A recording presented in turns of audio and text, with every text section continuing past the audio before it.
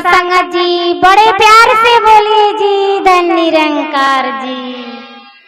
अरे मानुष जन्म तू लेके आइला एही जगतिया हो आइला एही जगतिया हो हे मानो कैला नाही हरि से दीदार त कैसे बेड़ा पार होई हो। अरे मानुष जन्म तू लेके आइला एही जगतिया हो आइला एही जगतिया हो हे मानो कैला नाही हरि से दीदार त कैसे बेड़ा पार होई हो।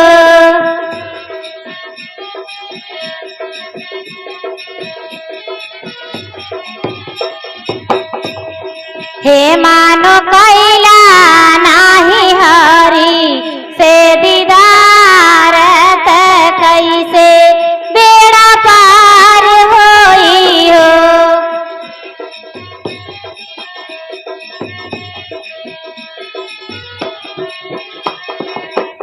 रातिया बिताला तू सोई सोई दीना माँ तू खोई खोई दीना माँ तू खोई खोई।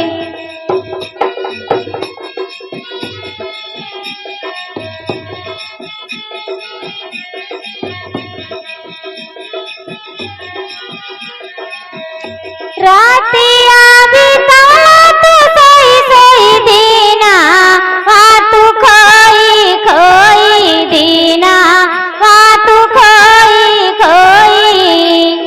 हे मानो कैला नाही हरि से दीदार त कैसे बेड़ा पार होई हो।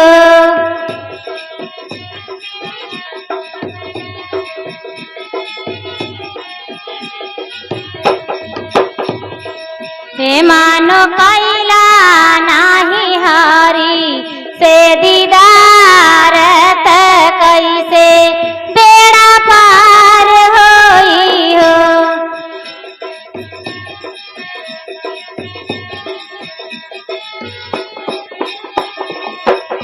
भूलला तू माया में आके प्रभु के बचानिया हो प्रभु के बचानिया हो। भूलला तू माया में आके प्रभु के बचानिया हो प्रभु के बचानिया हो। हे मानो कैला नाही हरि से दीदार त कैसे बेड़ा पार होई हो।